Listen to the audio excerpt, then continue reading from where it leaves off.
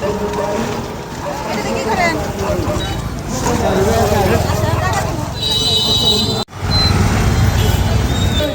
মা খাইতে ভালো আছে কেরাই টাকা রয়েছে তো আইলাবো ব্যবসা আমার তো তোমার এই পথে সামনে লম্বা একবারে সালমান খান মধ্যে যাবো আমকা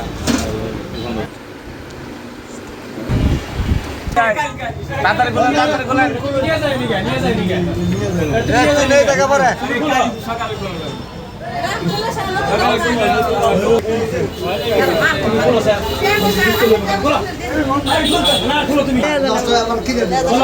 সব কিছু কিনে দেবো তোমার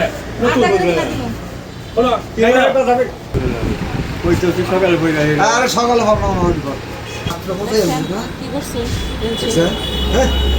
সবাই একটু লাইট ধরে সাহায্য করেন আমাকে। সর্বনাশ, চাচারে যদি পুলিশ ধরতো আজকে, পুলিশ তো বড় লোক হয়ে যেত। কিছুই করবে না চাচা আপনার টাকা আমি নিব না, সব টাকা আপনার থাকবো। আপনারা দেখেন, এখন তো পুলিশের সহযোগিতা লাগবে টাকা গুনার জন্য। সাধারণ পাবলিক কি এই টাকা গুনা দিতে পারবো মনে হয়? কেউ একটু সাহায্য করেন টাকাগুলো গুনার জন্য। এই টাকায় আসেন। টাকা কি চুরি করে আনছে চাচা? না, চুরি করে আনে নাই। এত টাকা কই পাইলো চাচা? বাবার বাহিরে।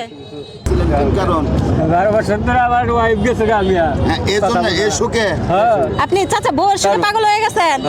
তাহলে তো মেয়ের কথা বিয়া করাই তুই আগে বউ আনতে হবো। কি পরিস্থিতি! আমি যখন ফার্স্ট টাইম তাকে এখানে ধরে নিয়ে আসছি, সে কিন্তু ভূত পাগল ছিল। তাকে মানুষের অবস্থা চেনা জানায়।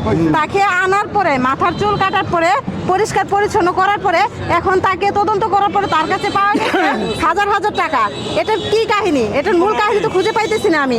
দর্শক, আপনারা কি কিছু জানেন এর ব্যাপারে?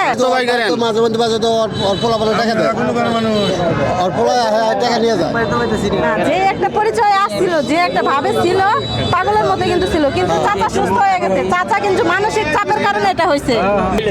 তাতে সর্বমোট কত টাকা হয়েছে? 3050 টাকা। কত হয়েছে? 3050। 3050। কত টাকা ছিল? 3050 টাকা। 3050 টাকা ছিল চাচার কাছে। দর্শক দেখেন, পৃথিবীর বুকে কি নির্মম পরিহাস। বউয়ের জন্য তার হাজবেন্ড কি অবস্থা। আজকে 14টা বছর যাবত রাস্তায় পাগলের মতো ধারে ধারে ঘুরতেছে। কিন্তু আমি তো মূলত মনে করছি সে সত্যি সত্যি পাগল হয়ে গেছে। এখন তার কথা শুনে বুঝতে পারলাম যে সে তার নিজের বউয়ের জন্য এমন হয়েছে। লাইলির জন্য মজনু যেমন পাগল, ঠিক চাচা তেমন পাগল হয়েছিল। তো ভিডিওটা এ পর্যন্ত, বেশি বেশি শেয়ার করে দিবেন যেন 64 জেলার ভিতরে সবাই দেখতে পারে। আল্লাহ হাফেজ।